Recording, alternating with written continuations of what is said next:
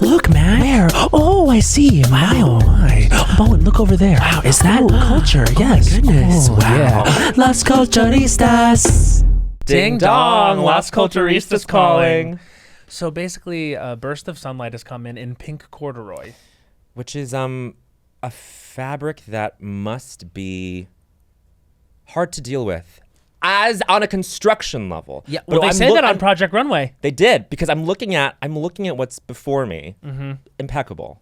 No, this would walk the runway, and she could walk the runway in it, and they would say, and whoever is on the judging panel would be, I know exactly where she's going. It has pockets. I love when they say it has pockets as a way to be like, well done. And finally, this is a 10 out of 10. Practical, functional. Are they not right though? Absolutely. You had pockets. You did something. And that's actually real culture number 9. You had pockets. You did something. Hot cloth, any pocket. Not only does our guest have pockets, our guest has, let's talk about the hardware, an Oscar, an Emmy, a SAG Award, multiple Golden Globe Awards. I mean, a couple glass ones too. Because not all awards are gold or brass or metal. Some of them are glass. That's real culture number 10. Not all awards are gold or brass or metal. Some of them are glass. And it must be a nightmare to sort of wade through our guest's foyer because there's so many awards to knock over. And shoes. And pink corduroy garments. Pink corduroy garments. The mud room must be full of the stuff. The fact is, this is a genuine pop culture icon lasting over the years. I was saying to Bowen, it feels like Hollywood is a neighborhood, and our guests would be able to greet anyone on the street and warmly, and like the mayor, but not the mayor because it's not a political thing. It's just kind of like, I'm here and you can come to me. Yes. Anyone has questions, I like, come to me. Everybody good? She's the RA of the dorm of Hollywood. But a cool RA that gets fired like I did. Famously. She's a fucking legend. I'm man. so beyond. She's in we were just talking to her earlier before, just kind of a little amuse-bouche of a conversation. Right. It's like the best bouche. She's like at least 20 things to promote right now. So it's like, Seriously? but when you're you, like you don't, any time on the calendar is the right time to just talk about the stuff. Yeah, exactly. There's always going to be a thing. Royale season 2 just finished. Executive producer on that. Jay Kelly. Is this thing on? Directed my by God. the B. Coops. Bradley Cooper loves a shaky camera that just kind of winds around you. And Pretty finds cool. you. And finds you. I just watched A Star is Born again because I, by the way, famously saw it 5 times opening weekend. That's like sort of where I am on the Kinsey scale. That's, what is that, like an 11 out of 6? If you see Star is Born 5 times opening weekend. The man has talents. The man has many gifts. He eats shit in this movie. I can't deal exactly with that. But you can. You can. In the cinema. And I'm sure on streaming at some point. Like everything. We're thrilled to have her. Everyone in the room, at home, Hold on to your butts, as it were. Hold on to your butts. Everyone, welcome. Laura Dern! You guys. Hi! Thank you for the shout out of my pink corduroy.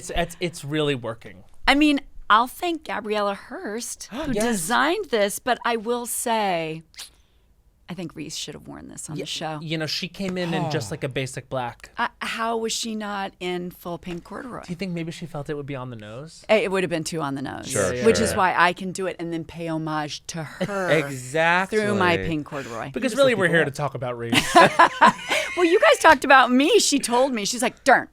Oh my God. I went on their show and we talked about you. It's funny. So you have a Reese. Right. Reese has a Nicole. Does Nicole have a you? I think that, no. Wait, how does that go? Yes. So Nicole, what's the circle here? Nicole does have a me. She does have a Yeah. you. What do you think is a you impression? I think it involves like using my arms and hands way too much when I'm talking. And now I'm just going to like stop. Don't be self-conscious about it. I feel like it's very, it's her doing, but I think it's very animated. Yeah. Because the gesticulation is, people keep it at the wrists, at the fingers. They just articulate this way. But you're going full elbow, shoulder. I think if mimicked, it would be, yeah, you'd have to really. You have to give it your all. It's like I always refer to myself as when I get excited as one of those balloons outside of a car wash. Just like, so it's not quite that. I relate to that though. Right. But we actually were talking, and I was like, I remember watching White Lotus, and this was, I think, the second season. Oh, yeah. When you had a voice performance as Imperioli's estranged wife. Yes. And I remember listening to it, and the way that, like, the anger built, I was like, you know what's so funny? Like, for someone that's such a sunny person and clearly such a friendly person and such a kind person, you do anger the best of anyone. Aww, do you? I'm so touched. I wanted to ask you about what that. What the fuck do you mean by that? And I'm a little scared. But I wanted to ask you about that. Like, do you, when you get a script that calls for anger, like, you really lock in? Like, is that an emotion you enjoy portraying? Yeah, maybe. I mean, I'm sure there are people in my life, like my own children, that would say I'm not always sunny, but I do like to look at life with glass half full, which, as we know, like, the glass is just like, it gets there's not all liquid in there. Yeah, no. But I think then, we become very blessed if we get to, like, work it all out through character. Yes. So I think I've been bottling it up, I guess, for years. And so my characters have given me room to explore all the things I obviously have been feeling. Yeah. But, Well, I think what broke the seal was probably Enlightened, where it was like an unleashing of something that was meant to be, like, contained or something, right? It's like Amy's whole thing is like, oh no, I'm good now. Yeah. And then, like, clearly she will always be at the mercy of, like, a corporate structure or a wellness idea, like, and those things just bear down on you, and then you have no choice but to, like, lash out. I know. We love her so much. Amy Jellicoe. I love her. Yeah. I mean, sadly, it's probably the character I could be forever if I chose. Like, and I think Mike White feels the same way. I think we both feel like we are Amy, but we meet Amy every day. Of course. And we're all Amy now. Yeah, and what's incredible about his writing, and I think our idea was based on, it was actually after the 2000 election, and we were noticing, like, pre the iPhone revolution, right, there was this moment where there's unrest and no one's in the streets. And we thought, a lot about what kind of person would it take. And I was talking to the head of HBO because we'd made the film Recount for HBO. Which I loved. I love you that were movie. Fantastic in that. So crazy to play that character and person. And we were working on it, and I had said to Richard Plepler, who was at HBO at the time, what kind of individual does it take? I've got to play that person. And when I was talking to Mike about it, my summary of not even knowing who Amy was yet or in the writing of it, I said, what if I Love Lucy? What if Lucy became Norma Ray? Wow. I was like, that, I think, is who it would take. And that was sort of the birth of then this person who I think, is Amy. She's just a mess and thinks she's doing the right thing, but in all the wrong ways. And then, she gets a platform. Breaking point. Yeah. Oh, yeah. And the platform is, give her a soapbox and, oh, honey. What if I Love Lucy became Norma Ray? Yeah, that's it. And I mean, then the world would be a better place. I love that world. But a lot now of people, it's like Amy Jellicoe, Right. I think, would be way more like. I think the reason why she was popping so much when Enlightened first came out is because we were like, we've never seen this. Exactly. Like, and now we're all Amy. Yeah. Right. I mean, I think the world is so overwhelming to everyone. Right. That everyone has a little bit of Amy in them. Yeah. And we're the better for it. Yes, exactly. I think. But I think that's my theory, and this is just me totally projecting that onto you, but I feel like that kind of, not that you ever asked for it, but it gave this permission for you in this new zone of your career to, like, just dial it up, dial it down. It goes into Renata, it goes into all of these different people. It goes into Marriage Story. That model is so beautifully set. I think you kind of just hollowed that out for everybody. Well, that's beautiful to hear. I have to say, I think it's because suddenly women for the first time were in leadership positions. So suddenly the characters changed because the world had changed. Like I wasn't going to play the leading divorce attorney or the head of some tech company in the early 90s when I started, because there were no women in those positions. So we couldn't examine the way that they like were scrutinized or the way they behaved in those positions because they didn't exist. Yeah. I think about the movie I did, Citizen Ruth, and I love that character, Ruth Stoops, in this Alexander Payne comedy about the abortion issue. And someone was like, oh, you know, there's this scene that's very anthemic where she gets to talk about her rights. Yeah. And I was like, what's funny about it, because that movie's hilarious to me, is it's not that she says what her rights are, it's that she doesn't even realize she has rights. And so it's so janky and she's not sure. And at the end of this speech, I turned to the people next to me after I say, you know, I'm a woman and I have my right to choose, and and then I looked at Kurtwood Smith and all these protesters next to me, and I go, right? Like, she, like, did I get that right? Am I allowed to say that? So, growing up, the characters that I got to play who were exploring sexuality for the first time but didn't know if they were entitled to it, or it was all new. And then suddenly I grew up as a woman into a world where the characters changed, and suddenly I was looking at, the leaders in their industries, which gave me the ability to have rage or say what I needed, or, be not only disarming but even cruel to a man in the room or whatever, depending on the character. And that was so fun because it was all new. Yeah, I feel like it's like with Renata, she's so outsized, but she is so righteous. She believes all of it. Because she's right, Matt. It's like, we agree. It's truly like, I will never forget I said thank you. Oh. That was, I think, the moment where I was like, because I remember we were on this podcast, and because it was kind of a slow burn in the beginning, Big Little Lies. You remember? Yeah. Like, it was. I guess so, yeah. And I mean, now it's hard to look back on it without seeing it as like a phenomenon right off the bat. But it took a few episodes, and I remember we were watching it, and I was like, you guys might want to check out Big Little Lies, because there's something really cool happening. And when you screamed, I said thank you, that was for me when I realized, like, this tone is really something new. Because it was a comedy when you and Reese were on screen, and a drama when Nicole was on screen, but then there were moments that were like really almost brutal when those tones collided, and I felt like that was a perfect example, and I was like, we're seeing something super fresh here.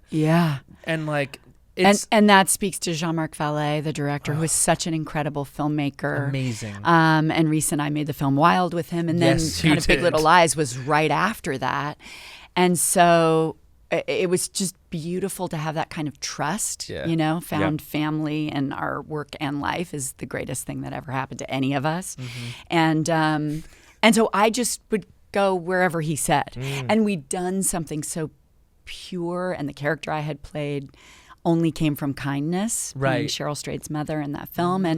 And so he was just like, we're going everywhere now. Like, this woman takes no prisoners. She just goes. And everything was improvisational, and the camera was handheld. I always wondered about that. Yeah, we were just trying stuff, and he was so inventive.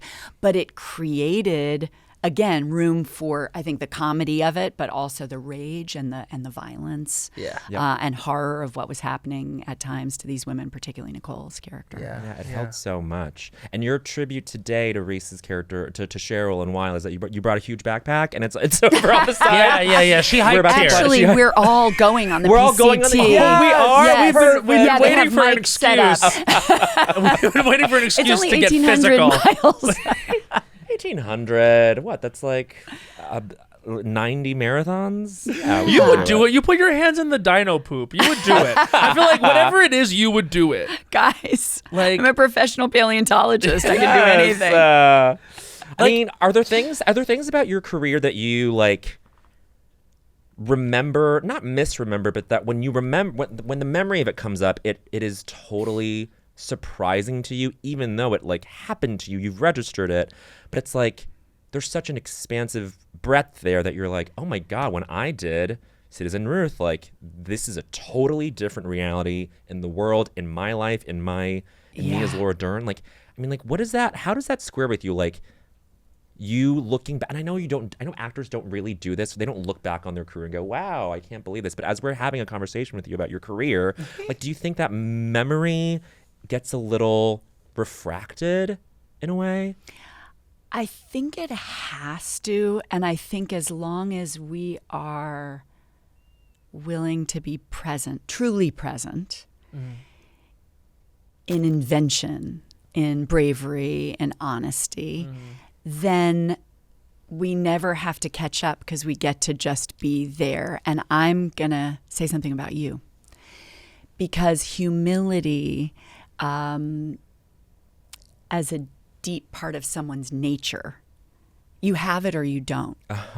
And I had the pleasure of being in the room when you received an award at the Academy Museum. Oh, you were that's... And you were incredible because you weren't in the experience of what was happening to you. You weren't in the experience of your success or this new moment. You were in the experience of being grateful for the opportunities you've been given, for your friends being in celebration of you having had the opportunity to do what you love, not in your achievements. And it was so beautiful to just hear your gratitude. You were tender and emotional as you shared it. Like you were just deeply grateful. You can't fake it. You can't. Nobody can write a speech for you to sound humble. But you were purely in the moment. So even in 20 years, when someone says, "Wow, is that a big moment in your career?"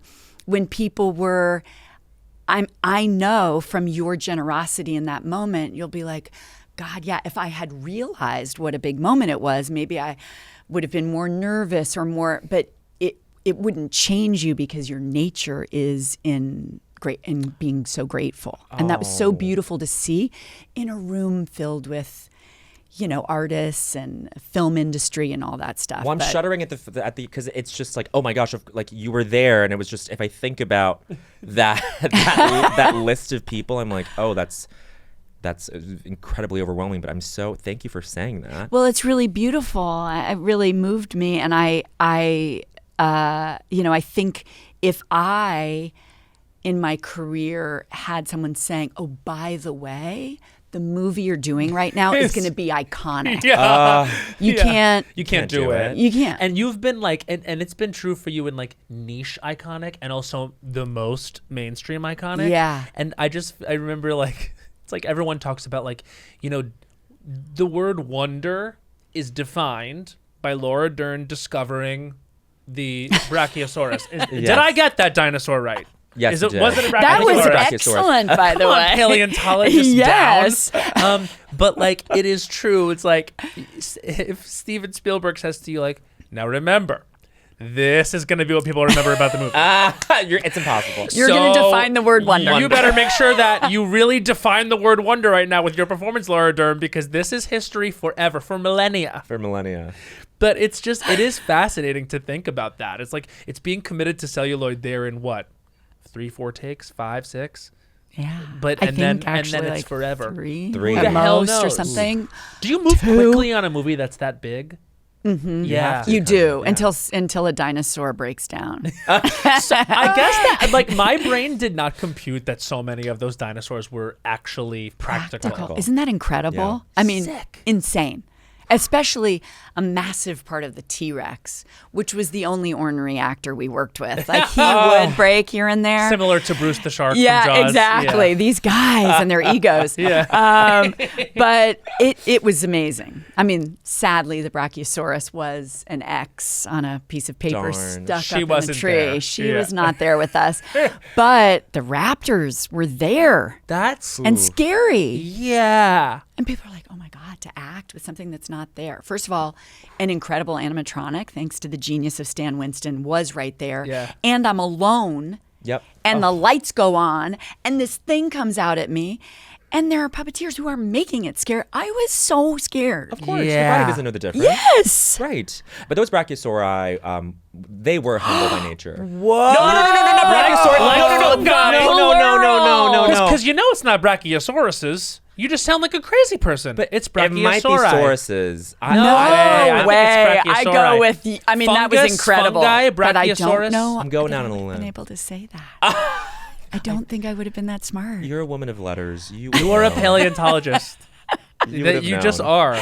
But yes, sorry we interrupted. We were so moved by your Brachiosauri. I even meant to say those raptors, they are humble by nature. You think humility is by nature? You don't think there's you either are humble or you're not? Like you don't think there's like some spectrum there? I think life can teach you humility. Yes. For sure. It can bring us to our knees without question. But as we know, and I mean, I think we can see faces in our heads right now. There are some people that no matter what happens, they will never know humility. Of course. And that's just unfortunate. And usually it's the people who continue to be placed in positions of power or accolades or deep success. Yes. We're talking about Jeff Goldblum. We're talking about... Don't get me started. Don't get me started.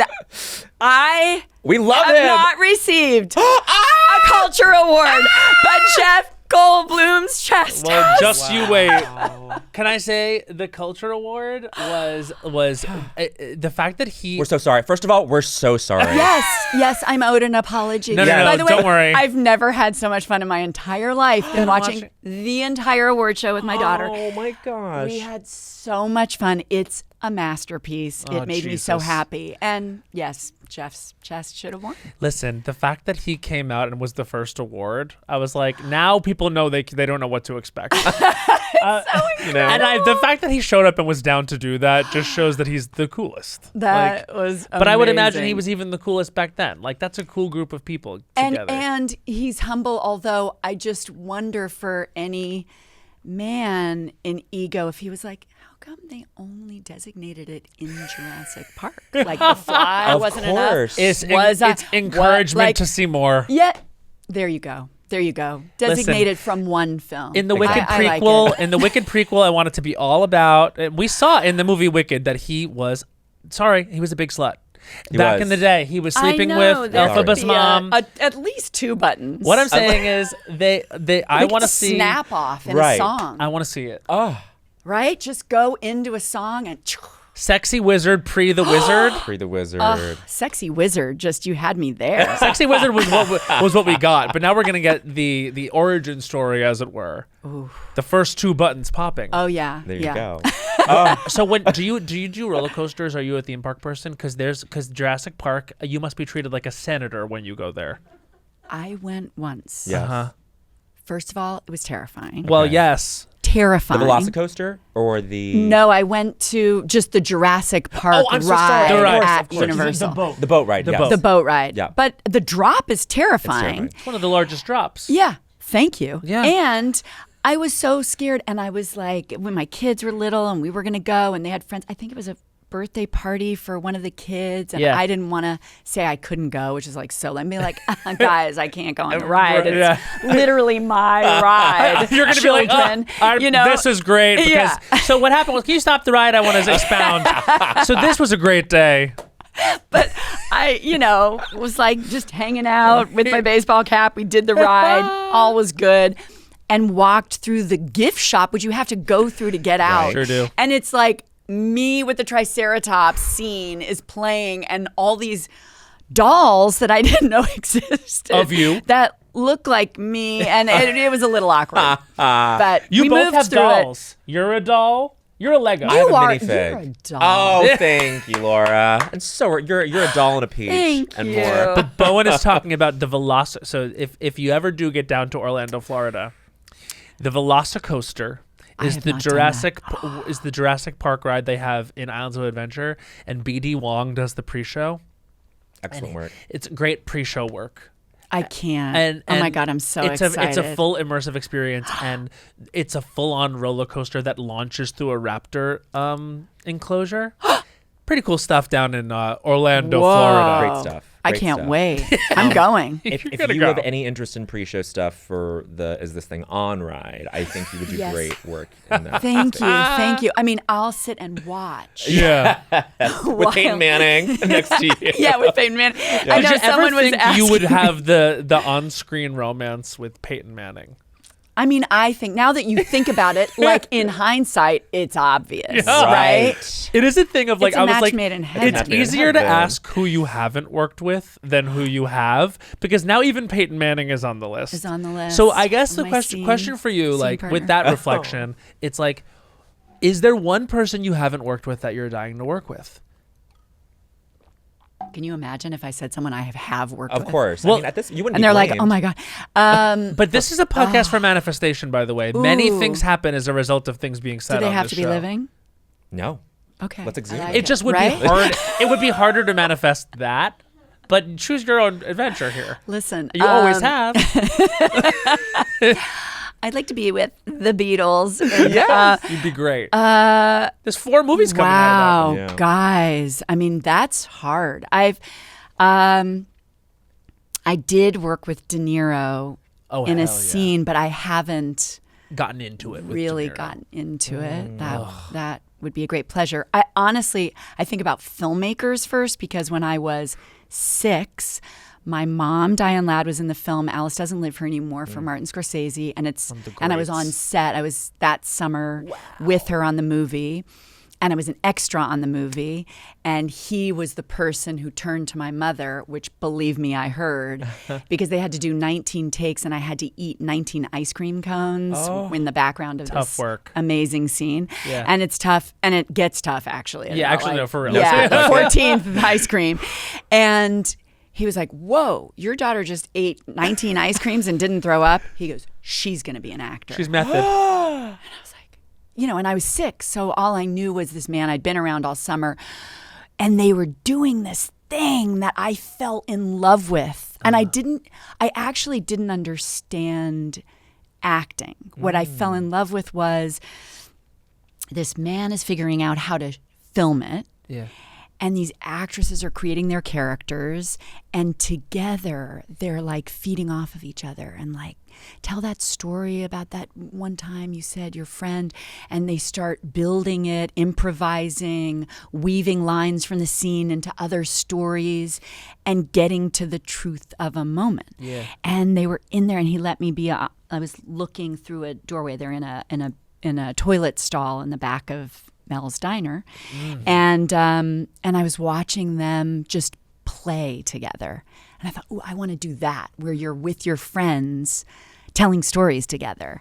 And so I fell so in love with that. So I would say the person I probably would want to the most would be Scorsese, just to do a full Close that circle. loop. Yeah. That does feel like a perfect one-to-one. Absolutely. Yeah, that would be because- amazing. Yeah, I mean, your memory on this is so clear and obviously formative, but it just so then I guess this answers the question that I had earlier, which is like how firmly grounded are you in those memories? And it seems like you are 10 toes down all the way through.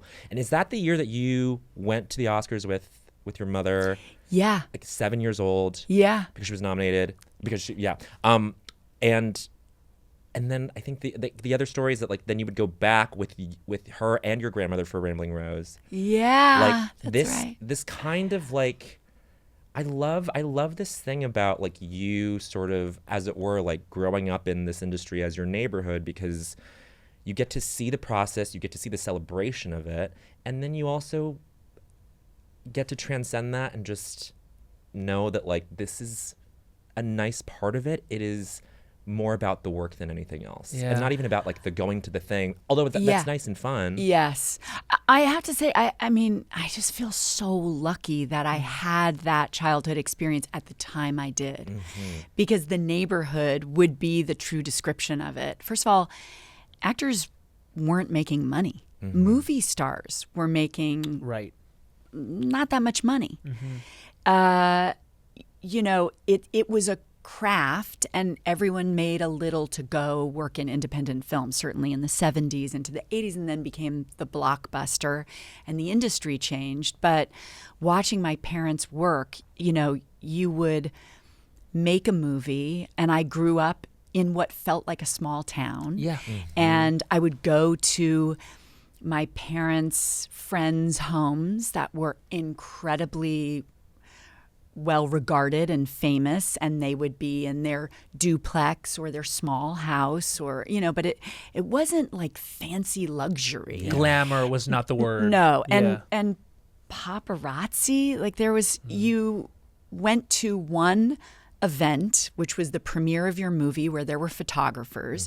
You did the Tonight Show, and maybe you were on the cover of American Film Magazine. Yeah. Right. And then in independent film, suddenly there was Interview, and you do Interview, but that's kind of it. Yeah, it wasn't the industry within at an all, industry at all. Yeah. And then there was the Oscars, and eventually the Golden Globes, but there were only a couple of award shows. Yeah. So, and there was no social media. There was no, and I think for actors, the whole idea of the craft of method acting, and at that time, this group of actors, many of whom came up together at the Actors Studio, was about invisibility. It was about kind of going deep into this character and being unrecognizable. Yeah. And now it's complicated. Now you got to come on here. And now I've got to come on this show. Yeah, but it is a real thing. No, you're right. To say to you, because that's how I was raised. Like, I didn't see you when I was on the set of Palm Royale. But it wasn't you.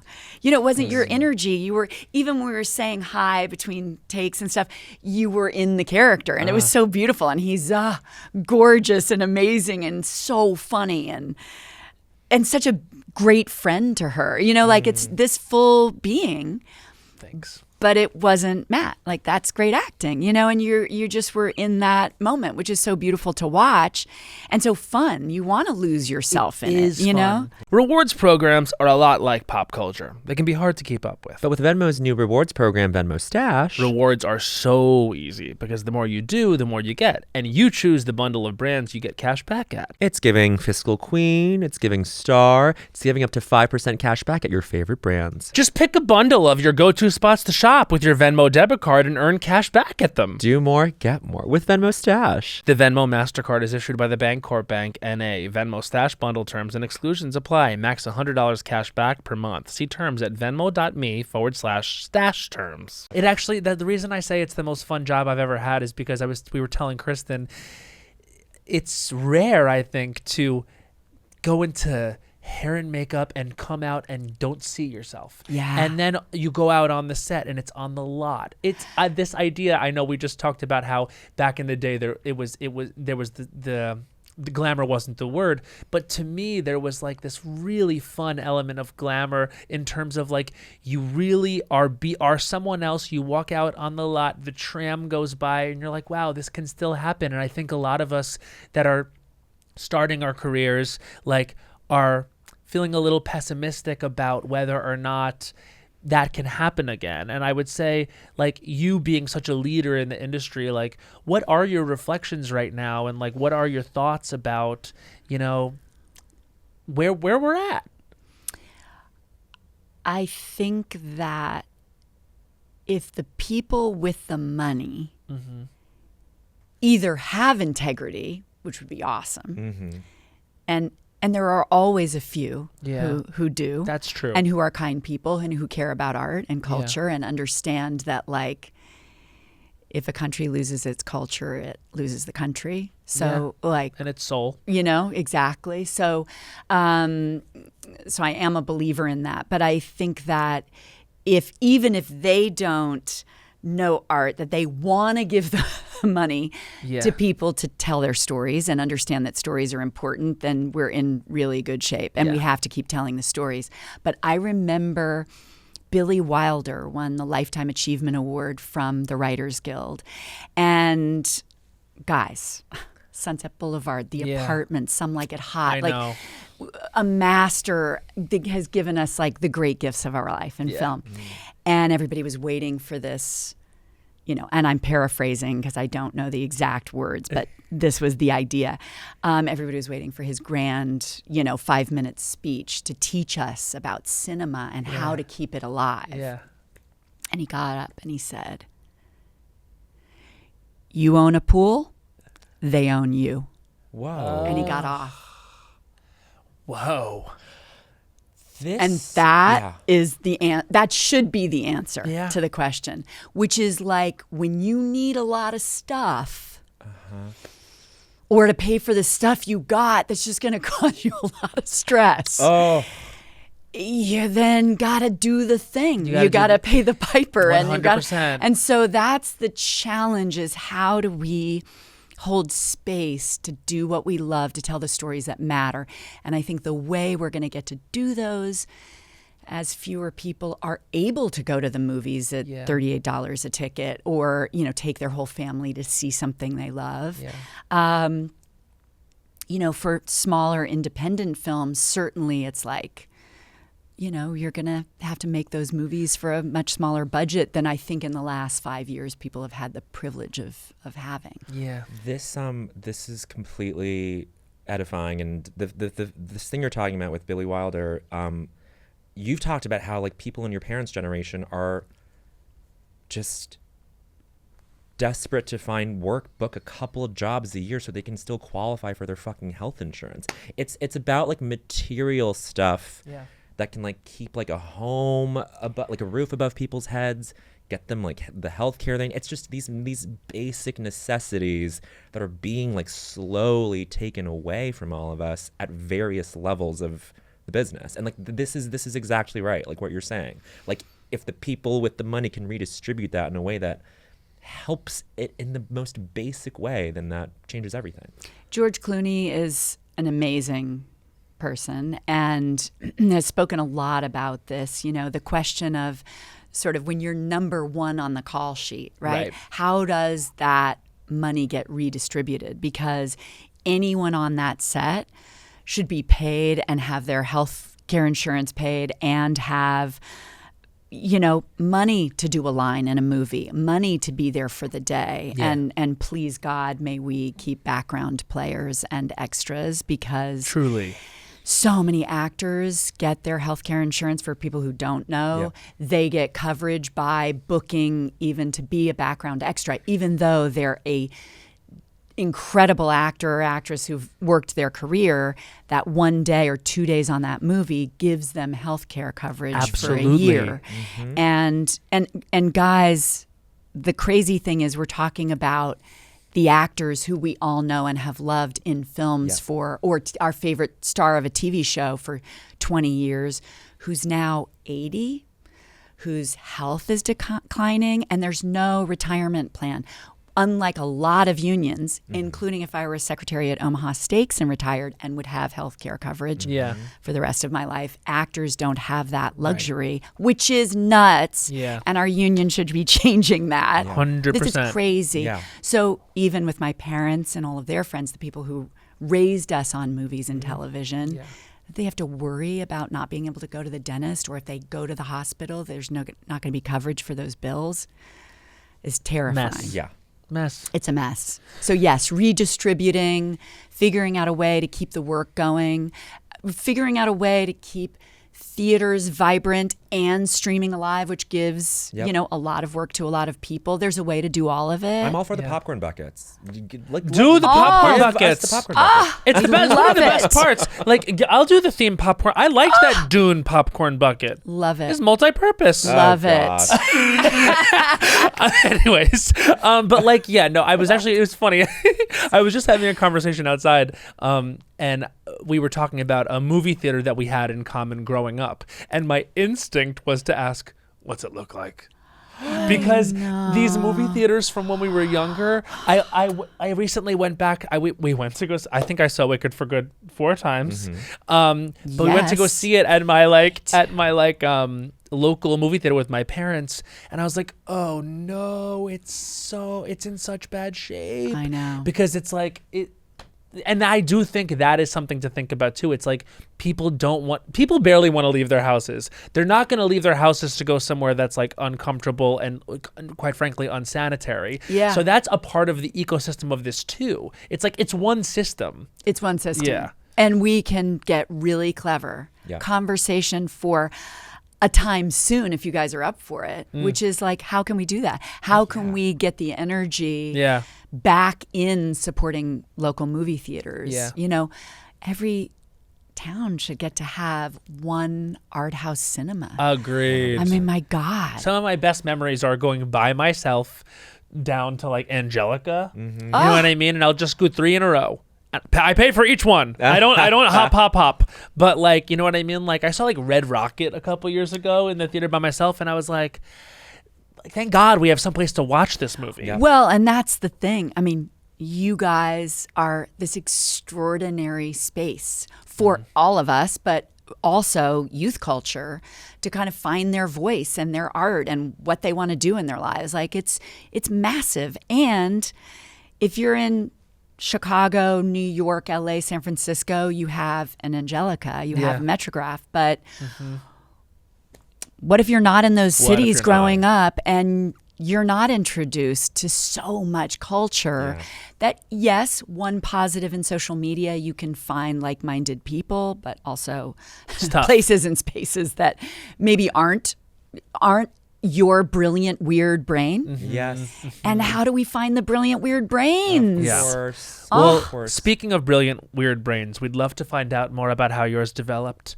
And we'll find out more by asking this question, the central question of our podcast. And we've been floating around it, I think, in terms of where it might have happened for you. But Laura Dern, what was the culture that made you say culture was for you?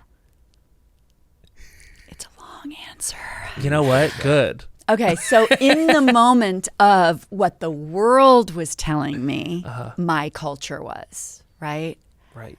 To be 12 and disco is on fire and everybody's got the same posters in their room. And so it's telling me what I'm supposed to be. Right. I had the luxury of being cast in a movie, maybe no one here has heard of it, called Ladies and Gentlemen, The Fabulous Stains. And at 12 years old, I went to make a punk rock movie, and my co-stars were 2 members of the Sex Pistols, a member of The Clash, Fee Waybill and Vince Welnick from The Tubes. And I went and did this music movie where I had my 13th birthday on that movie.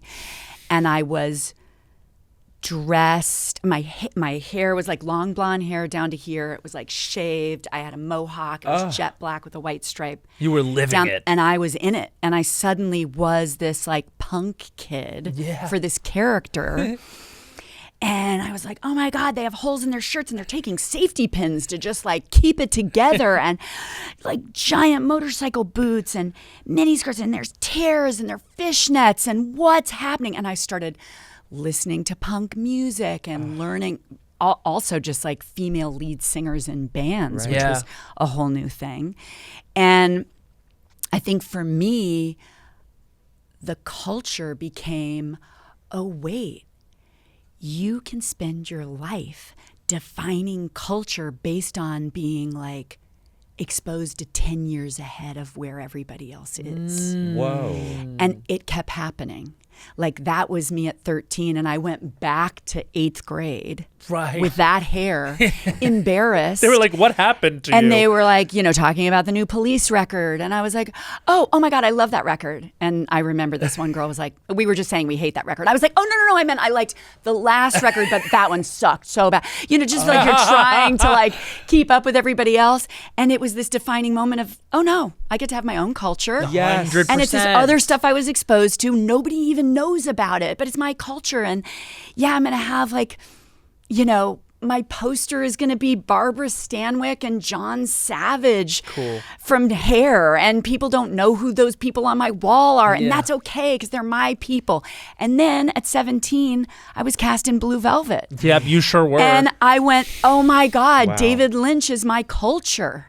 And it would take decades for people to like really catch up. Right. So the good news is my culture was defined by not needing to be part of the culture that was happening right now. I have chills. I mean, that's an amazing answer. Cool.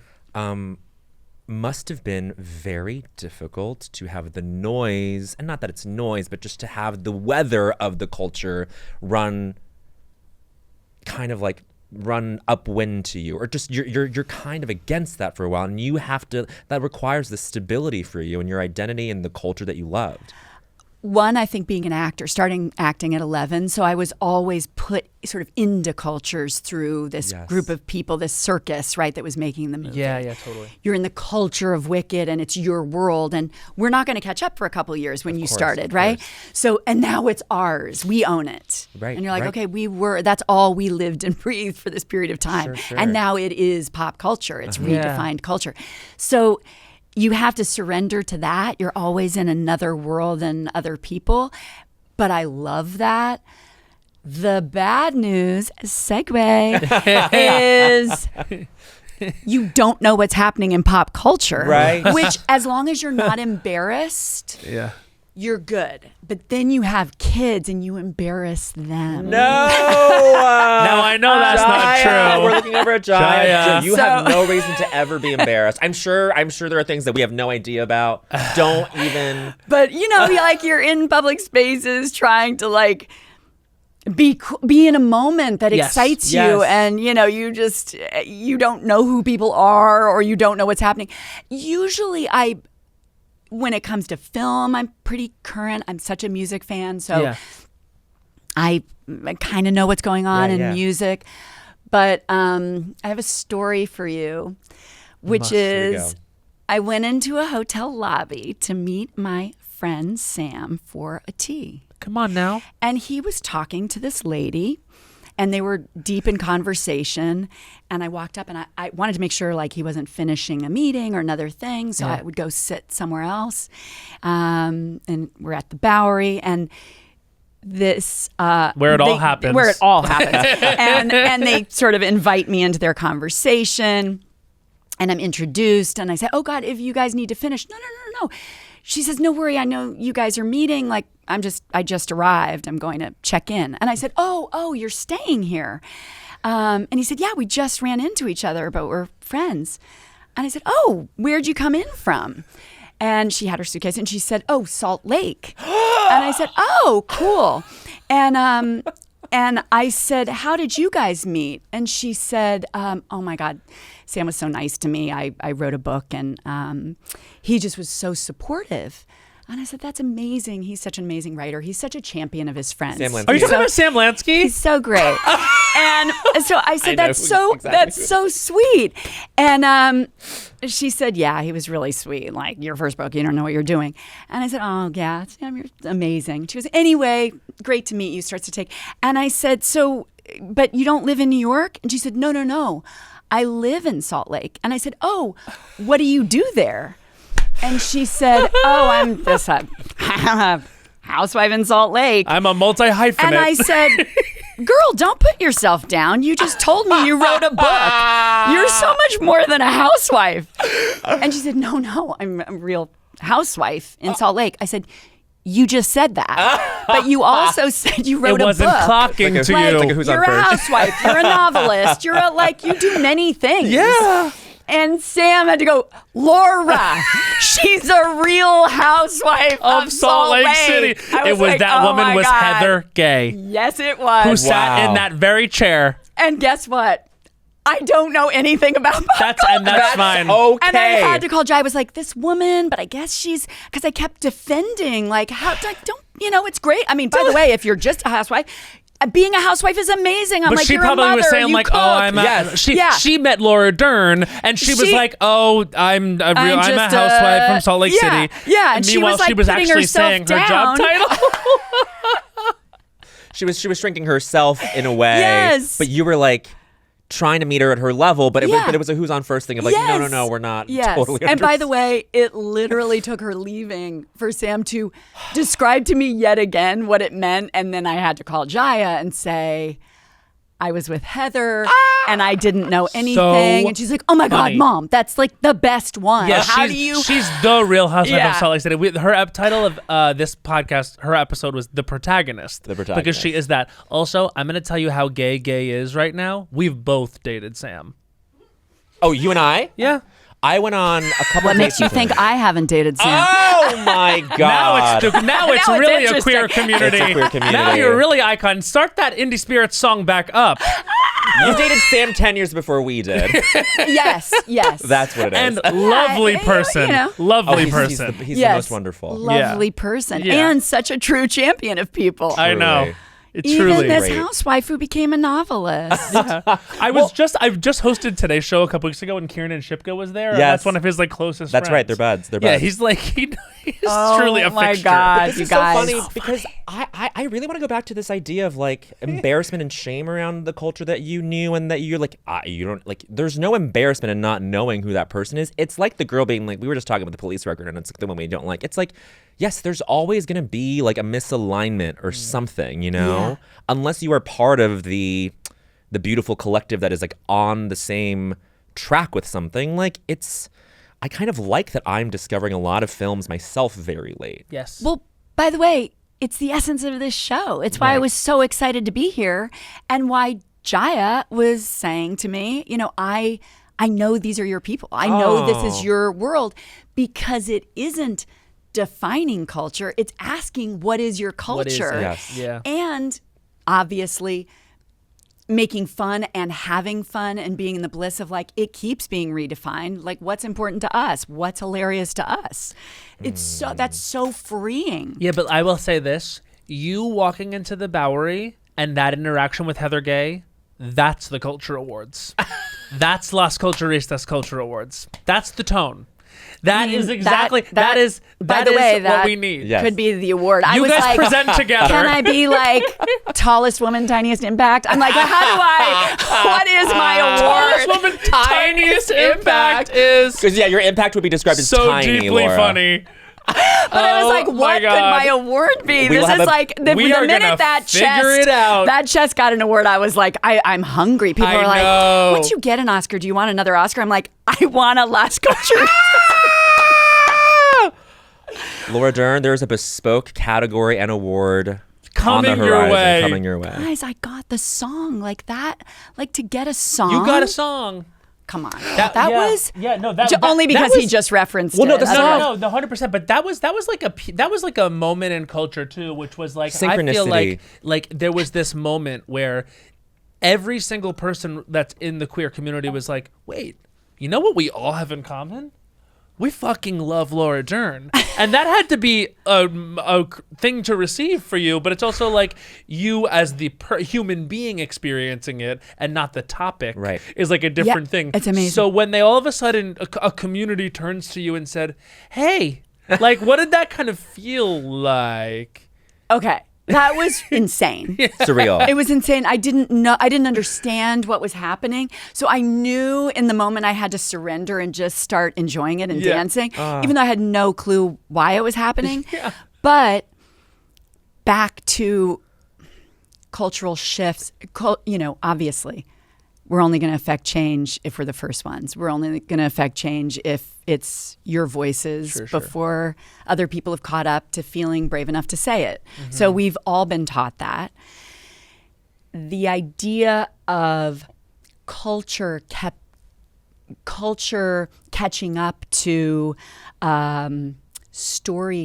storytelling for the LGBTQ community had to be a thing when someone would go first. Yeah. So my experience and me calling people going, guess what I'm doing? I'm not supposed to talk about it, but I'm doing this thing. I'm doing an episode of TV, and they're like, whoa, you just starred in Jurassic Park. Like, why are you doing an episode? And I said, no, my friend is doing something. I want to be part of it, and I can't really say what it is. And I had the honor and privilege of being part of Ellen DeGeneres' coming out episode called the Puppy episode. Yes. And it was a massive moment. thing. But the moment now reflected on seems like, well, of course, obvious, duh. A million people must have done it before that. And people must have been going crazy and celebrating. And it must have been such an emotional moment. Bomb threats, losing sponsors and advertisers, and like a crazy week during the filming. Because that was what you were doing at the time was out of step with what. Out of step. Yeah. And then when it happened, same for Oprah Winfrey, who plays her therapist on the episode. Yeah. In a way, the assumption is you're going to do this thing and thank God people will wake up, love their relatives and their neighbors, see them. Everything will expand. Culture will catch up. And it will be a beautiful celebration. Was like major security for a couple of years for any of us involved. The world went, no. Yeah. She lost her show. Like it was, There were took repercussions years. that were wrong. Wrong. And yet, now, a moment like that happens, and for the people involved in this celebration, I had a couple of people, part of the Gay Men's Choir of Los Angeles, come up and go, like, I was a kid who didn't even know what was going on. I saw that episode and that meant, and you go, oh, right. That's why you want culture to catch up later. That is culture. Culture's doing it when nobody's caught up. Yeah. It's just such a gift. Wow. So that actually was I think the aha moment of honoring a community, being part of it. Yeah. And also, let me just say, being part of that moment with Ellen, it wasn't that I was somebody like supporting an actor or a friend by being part of the show. Makes me emotional, but I was holding her hands as they were shaking, you know, and she was looking in my eyes, saying for the first time, I'm gay, out loud with people watching, and the privilege, the luxury of feeling it for someone in a moment was so beautiful. Literally holding space. It was one of the most incredible experiences of my life, and so, watching someone do that for themselves and for their community and for their lives, it was like amazing. That can't help but be the focal point for when you do watch this chorus of men sing your name. It's funny and it's frivolous and it's beautiful. It's celebratory. And people are saying how much they love you, but you're like, you immediately are flashing back to the hands in the hands in your hands. Yeah. That's wow. Yeah. Can I ask, but among the people involved, what was it like sitting with that energy for the longest time between you and Oprah and Elle? It's like the aftermath of that must have been so disorienting. Crazy. That's all. And crazy on so many levels. Yeah, crazy that I know Oprah. Crazy Right. that, you know what I mean? Crazy. Yeah. Crazy. That's the first thing. Yeah, that I had bonding experiences, and she did her an anniversary show, her talk show, and had us come on, and we talked about it for the first time. Yes. Deeply talked about it and hung out that night, and I think we were all together till honestly till 3 a.m, sharing the stories of the gratitude we experienced, of the personal stories shared. But I've just been so lucky to be someone that people will share their personal stories or their family stories or their struggles with me only by being adjacent to this brave moment in someone's life. Well, they intuit correctly that you were a safe space for someone that needed it. And so now that's part of your essence. And that is a beautiful thing to have be part of your essence. It's incredible to even think that anyone would believe that of me. So Right. I will hopefully always rise to the occasion to hold space for anybody. Yeah. But that's the dream anyway, for sure. I love that. Thank you for sharing can't that. believe Thank you for that was sharing the that. hotel lobby story, by the way, too. That's just... And by the way, my daughter was right. She was like, don't tell that on a talk show. Don't tell that. You've got Tell to. that on I Las am Cultch. getting you on Las Culturistas. I am calling your publicist. You have a story for You them. know what that means, Shia? That means that you are in the fandom a publicist. You are a And publicist. is that how you identify? Reader Katie, publicist, finalist? You are a finalist, but Yeah. Yes, for Yeah. her. Yeah. you're a publicist in this realm. Yeah. I'm a publicist when I'm with her and in public. Yeah, okay, good. Publicist with her and in public. Absolutely. Absolutely. 100%. Thank you for sharing that. Wow. That is so, I mean, just like, yeah. I mean, I feel like it's not surprising to me at all to like, you really do enter rooms and it feels like everyone is just like, because you are Hollywood royalty, but basically there's so much more. It means so much more than that when you carry all these things and you have all these insights and you have all this experience and you're able to speak to it in such a way and share it in such a way. Why like, weren't you guys there when I went through a breakup? We'll be there. Can you We'll be there imagine next time. during breakups? Reese It's like your say- champions show up in the room and be Yeah. like, she's Hollywood royalty and she you can't break up is- with her. But Reese was Especially saying, when you're like 16. Reese was saying that when you guys met, it was on your death scene in Wild. Spoiler. Yes. Sorry, y'all. Spoiled Wild.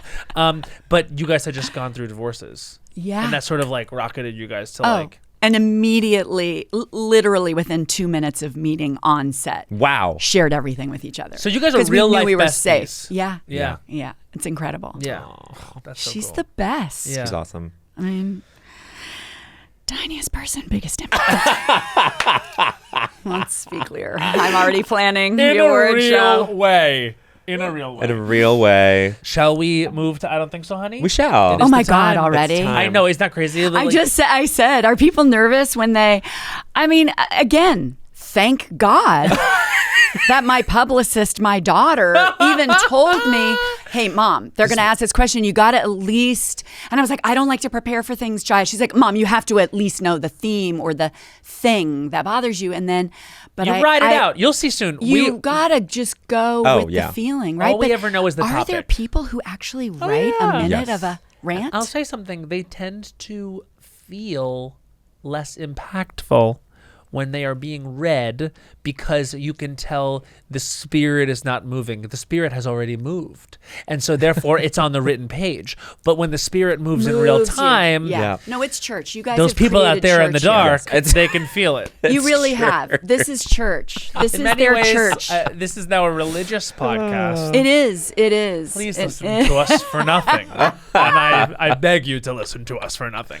But Cosign. So basically, this is I Don't Think So, Honey. This is a 60-second segment where we take turns sort of bellowing. Bellowing. We're bellowers. It's a cultural bellow. And I have something. This is going to come out of left field. Okay. But I think we're all experiencing it and it needs to be spoken out loud. Okay. Okay. Matt with a collectivist perspective. Centering myself. This is I Don't Think So, Honey. His time starts now. I don't think so, honey. Doors that are both push and pull. Oh my God. This is a danger to society. You're getting smacked. When you are getting smacked. God forbid someone pushes and pulls at the same time. Then we're just slapping on glass. Your wrists are compromised. There has to be decisions. Also, I'm sorry. If you are walking into a store, the door should go into the store. Pulling the door out, I'm just giving an idea about what direction to go. 30 it seconds. has to go a direction. Yes. That direction has to be clearly labeled. My opinion is if we're going in, the door should go in. People expect something when they are in a space to have something enter that space. Yes. When you are on the street, you do not think, hey, you know what could fly out in front of me 15 right seconds. now? A goddamn door. I hate this. We already, and I'm sorry to make people nervous on the streets, we already have the fact that in the summer, air conditioning units seconds. could plummet. Oh, And I don't need to be Matthew. thinking about birds pooping on us, air conditioning's plummeting, and, also doors flying out into the streets. It's push or pull. It is not push and pull. That's not physics. And that's 1 minute. Public safety announcement. Yes. That's like, let's change up what a PSA stands for. Public safety announcement. You have just saved lives with that. I'm just saying we really should just decide. And I think in all ways, you know what great leadership is? You know what great direction is? Making decisions. It is not always about making the right decision. It is about making a decision. Yes. And then you deal with those consequences and the fallout from that decision. But we have to make decisions. Making a door, push and pull. Sure, it's a choice. It's not a decision. It's not definitive. It is putting too much in the eyes and the hands and the wrists of the public, and we can't be trusted.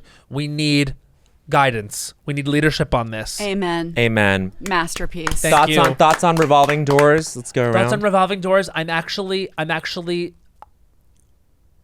I don't like revolving doors. I don't take them. I if say there's the side door, I push in. I say do two doors. And then it doesn't let me usually. I say but the revolving. Yeah. I worry I'm not going to be fast Yeah. enough. Why do we do revolving A coat's doors? going to get snagged. To say nothing of claustrophobia.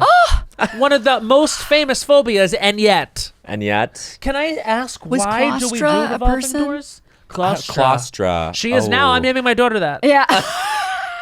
This is my daughter, Claustrophobia I'm changing my Rogers. daughter's name right now. Yeah. Listen, are you comfortable with your new name, Claustra? Claustra. But do you know, I don't know why I'm turning to you to answer this question. Why do we have revolving doors? I think it's to regulate the influx and a sort he of would know. but I'm just making this up. Or sort of the what's the word? It starts with an E. Burn. What's the word? Burn. Anyway, I'm not sure why. I think you might be in the ballpark. Something. To regulate. Egress is what I meant. Egress and regulation. Oh, Right. he's got all the words. No. You believe English is his third dinosaurs? language? Did you know that? When you listen to the speech at the Governor's Awards, he was speaking in his third language. Everybody calm down. I refuse to calm down. You need to calm down. Before we go into Bowen's I Don't Think So, Honey, what was the experience of starring in Bejeweled, the music video with Taylor Swift? Amazing. Amazing. Thought you wouldn't ask. I actually it was in like the secretaries went through the file cabinets of my mind and found that file at the Make sure we last ask. second and they said Amazing. Matt and I just needed to know if You it was, heard egress and it just like broke open because your I brain. thought that's a very Swiftian word. Like, Yeah. I don't know if Sure. she's used egress She yet. probably has. Yeah, it has probably. to be in a song. It's probably on folklore. It has to It be. If has she's to be on used the word folklore. My favorite egress, record. it's so good. So good. It is my favorite record of hers. It's absolutely brilliant. And the thing that I always say about folklore is it's there for you when you need it. It is in every circumstance. Yeah. Truly. Truly. It's the full. And it was amazing. But how about that the world worships her and I had to just hate on her. I like there was even a kick. There were certain things I'm sure that weren't used because we were We playing. knew it was Right. in good faith. And she's an amazing director, by the way. An amazing Because director. she makes decisions. Makes decisions. Would have fixed that for us. Indoor, outdoor. Absolutely. She'd by be the like, way- "Oh no, I know." By the way, she could say it today and it would change forever. yeah. It would be like when she like spoke up for like For Spotify. for Spotify. Yeah. Or against whatever it was. Yeah. She did the right thing. She did the right thing. She went in when you're supposed to go in. you're She supposed to go in. knows you push in a door. Yes. I know that about Taylor. But yeah, no, I also like you were the star of a lot of B-roll during the Eras tour, the influx of people coming in. That was an amazing experience. We actually went to the first show. Oh, you did? We were in Phoenix. It was incredible. And it was wild. Yeah. Because First it wasn't audience for a that. thing Wow, yeah, yet. yeah, You know, yeah. it Oh was wow, just- yes, you watched the Eras tour Yeah, begin. Yes. begin, and like breaking it down after and hearing the ins and outs of notes and just like and her genius brain and Which you can now see in the documentary. oh my is god, So cool. oh my god, It was a good watch. yeah. Yeah. I'm gonna load that up on the plane. I think. Oh, you gotta. We're going to Japan, and so we have approximately thousands of hours thousands of hours. to Yeah. do things. 1300. 1300. Yeah. 1300. Yeah. But for now we're focusing on 1 minute, specifically Bowen Yang's 1 minute, because this is Bowen Yang's I Don't Think So, Honey. Now, do you have a topic ready in mind? I do. It'll get there, but just everybody walk with me on this. Let's Okay. all walk with Bowen. Okay. This is Bowen Yang's I Don't Think So, Honey. His time starts now.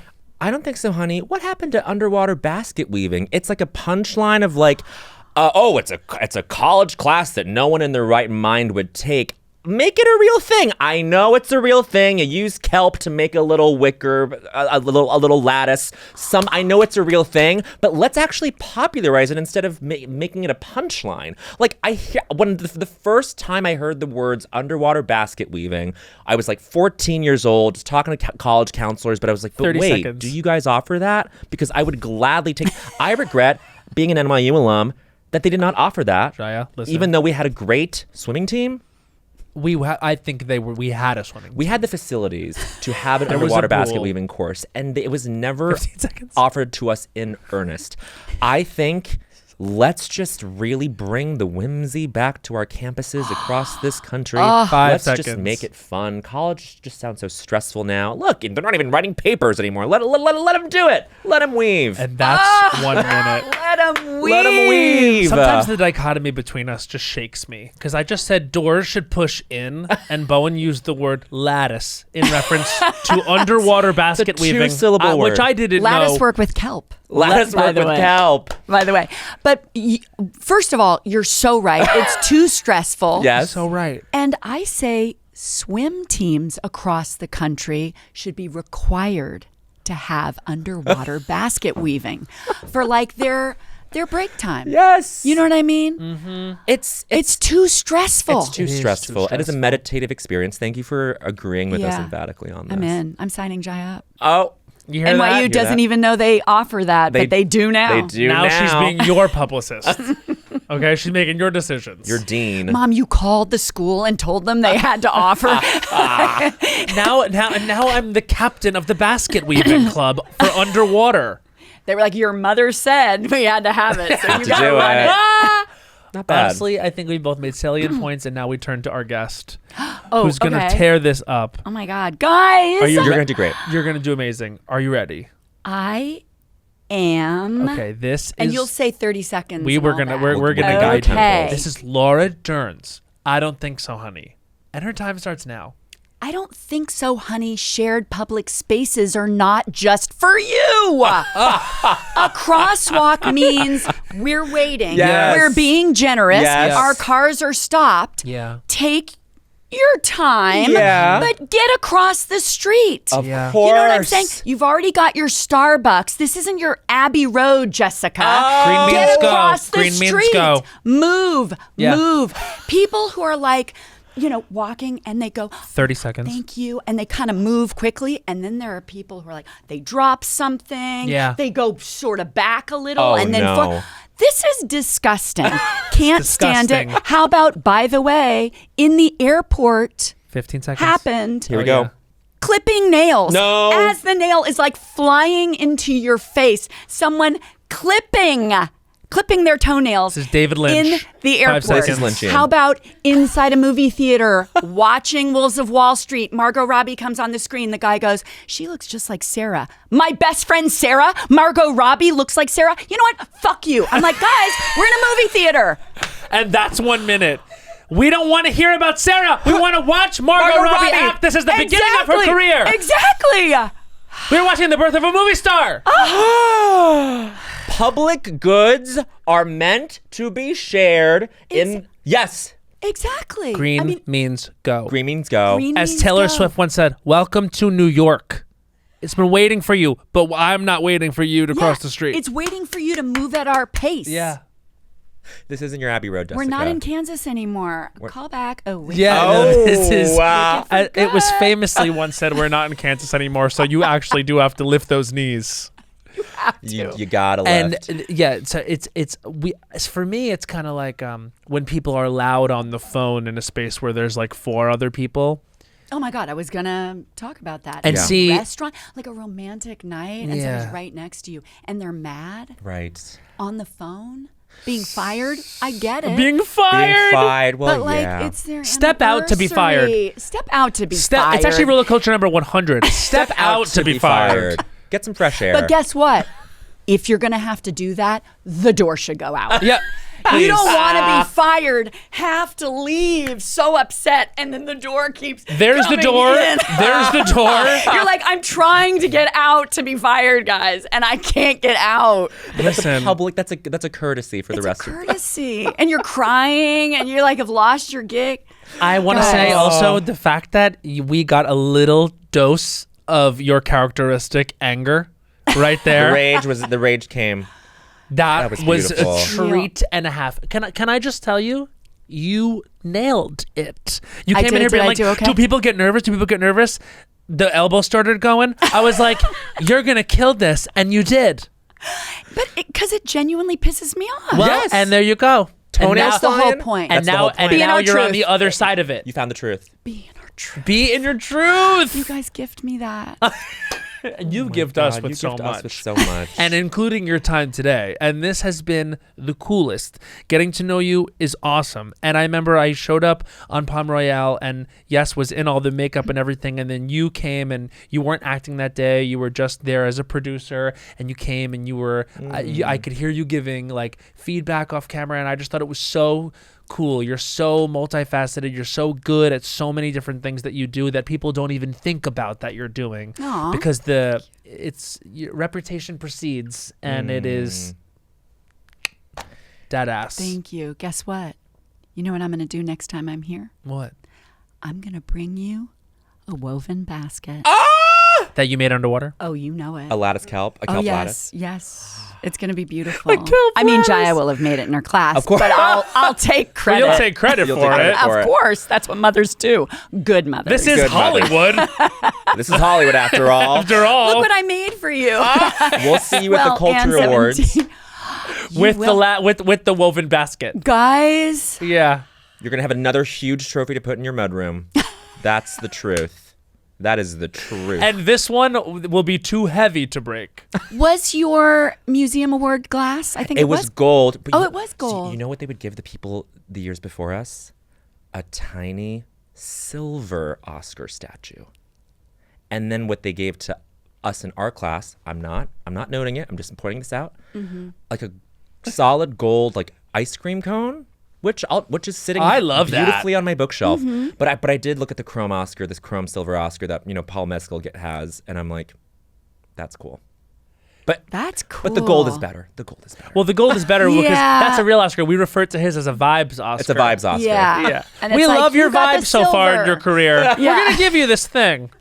It's not an Oscar, but we are the Academy. Should the Oscars change it to the Olympic formula where you get a bronze, a silver, and a gold? Honestly, though, Not bad. yeah, I don't think it's... Well, because then it's like... Everyone's a winner, but you got the bronze. I do think about that. So we were at the Oscars last year, and Best Actress happened, and Mikey I Madison thought you is were going to in- say, and we won Best Actress. And we No, won- we won Best I Actress. was so and excited. No one even said I know. anything. I'm like, I don't remember that, and that's the greatest moment in cultural history. Which, by the way, we're not stopping till the two of you win Best Actress for the same performance. Let's go. That's You how we know are- we've really no, come a long way. You guys are going to do this. We're going to do it. But I remember we were I'm there. going to produce it. I'm coming up with it. And Mikey Madison won, and we were all like, "Oh my God, she won!" But that means Demi lost. Oh no! I And know. I was like, and when you're in the room and you're kind of like feeling that happen, you're like, "Oh, everyone should win. Why are we doing this?" I know. And what face should I make? Because I am in grief and joy, and You've had to everybody's. do faces for all different variations of it. I've loved seeing people who like go with the Yeah. joke. Yeah. That are like, Yeah, David Lynch did that at one year one of the when many it happened. and he iconic went, things he did. "Oh," which I thought was so good. Well, Yeah. thank you so much again. Thanks, you guys. Oh my God, I've had the time of my life. We've had a blast and a half. This spanned all conversational tones in the best way. Thank you. Thank you, We guys. end every episode with a song. These tones. Best believe I'm still bejeweled when I walk in the room. I can still make the whole place shimmer. To see our guest shimmer, see one of her thousands of films out right now, including Is This Thing On? And watch her kick Taylor Swift in the Bejeweled video outtakes. Yeah. Stream Palm Royale! Las Culturistas is a production by Will Ferrell's Big Money Players and iHeartRadio podcasts. Created and hosted by Matt Rogers and Bowen Yang. Executive produced by Anna Hosnier and produced by Becca Ramos. Edited and mixed by Doug Bain. And our music is by Henry Kapersky.